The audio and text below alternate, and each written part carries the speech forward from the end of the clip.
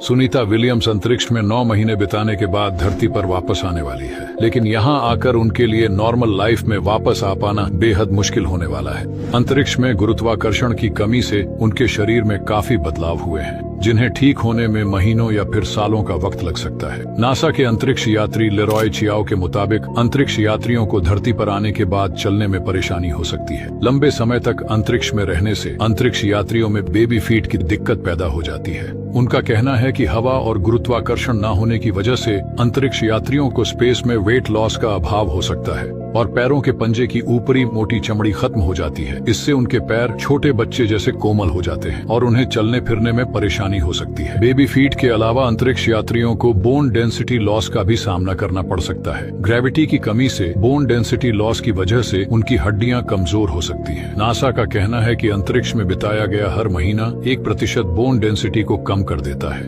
क्या आपको पता है इंटरनेशनल स्पेस स्टेशन के अंदर बैठे लोग सिर्फ एक दिन में 16 बार सूर्य को निकलते और ढलते हुए देखते हैं। ऐसा इसलिए होता है क्योंकि ISS 27,000 किलोमीटर प्रति घंटे की स्पीड से पृथ्वी का चक्कर लगाता है और सिर्फ 90 मिनट में दुनिया का एक चक्कर लगा देता है। इस हिसाब से एक दिन में पृथ्वी के 16 बार चक्कर और 16 ही सनराइजर्स और सनसेट्स। हैरानी की बात यह है कि जब इस पर डायरेक्ट सनलाइट पड़ती है तो तापमान लगभग 121 डिग्री सेल्सियस तक पहुंच जाता है, और जब यह पृथ्वी के पीछे छुप जाता है और सनलाइट इस पर नहीं पड़ती तब इसका तापमान -157 डिग्री सेल्सियस तक पहुंच जाता है और यह ठंडा गर्म हर 90 मिनट में ISS पर होता रहता है। ISS पृथ्वी की सतह से लगभग 400 किलोमीटर ऊपर है। क्या होगा अगर आप एक ब्लैक होल में गिरकर वापस बाहर आ जाएं? देखिए, ब्लैक होल में गिरना एक वन वे ट्रिप होता है। जैसे ही ब्लैक होल के इवेंट होराइजन को क्रॉस करते हैं तो आप कभी भी इस दुनिया में वापस नहीं आ सकते। लेकिन इमेजिन करते हैं कि आप ब्लैक होल के चंगुल से छूटकर बाहर आ जाते हैं, तब इसके बाद आखिर क्या होगा? ऐसी परिस्थिति में आपके लिए दुनिया पूरी तरह से बदल जाने वाली है। दरअसल टाइम डायलेशन के प्रिंसिपल के अनुसार हाई ग्रेविटेशनल फोर्स वाले ऑब्जेक्ट्स के करीब समय धीमा हो जाता है। अब क्योंकि ब्लैक होल यूनिवर्स में सबसे ज्यादा ग्रेविटेशनल फोर्स रखते हैं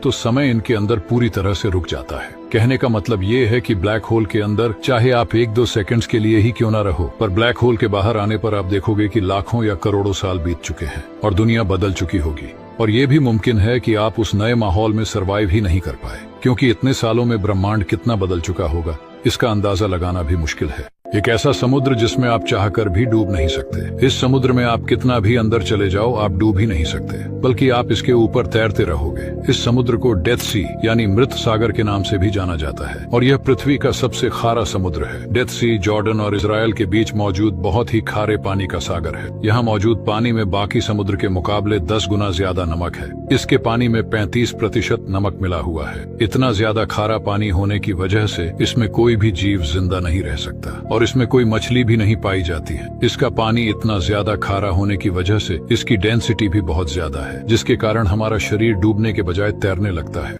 अब जो दुनिया देखते हैं वो एक झूठ हो सकती है। हम गूगल मैप्स पर दुनिया के हर कोने को देख सकते हैं, यहाँ तक कि समुद्र की गहराइयों को भी। लेकिन क्या आपने कभी सोचा है समुद्र तल के ये नक्शे सच में असली हैं भी? क्योंकि ना तो लाइट वहाँ तक पहुँचती है, ना ही इंसान और ना ही सैटेलाइट के सिग्नल। तो फिर गूगल को कैसे पता चला कि समुद्र के नीचे क्या है? असल में गूगल मैप्स की सैटेलाइट असली समुद्री तल नहीं दिखाती। ये केवल समुद्र की सतह पर गुरुत्वाकर्षण के छोटे बदलावों को मापकर एक अनुमानित नक्शा बनाता है। जहाँ पानी ऊंचा होता है उसके नीचे कोई पहाड़ होता है और जहां सतह झुकी होती है वहां खाई या ट्रेंच होती है। और इसी तरह ये गूगल मैप्स ओशन फ्लोर के मैप्स शो करते हैं। और हैरानी की बात यह है कि हमारे पास मार्स के ओशंस के नक्शे पृथ्वी से ज्यादा साफ है। अब जरा सोचिए, अगर हमने अब तक पृथ्वी के सिर्फ 25% महासागर को ही मैप किया है तो बाकी 75% में क्या छिपा हो सकता है? सोचकर ही रोंगटे खड़े हो जाते हैं।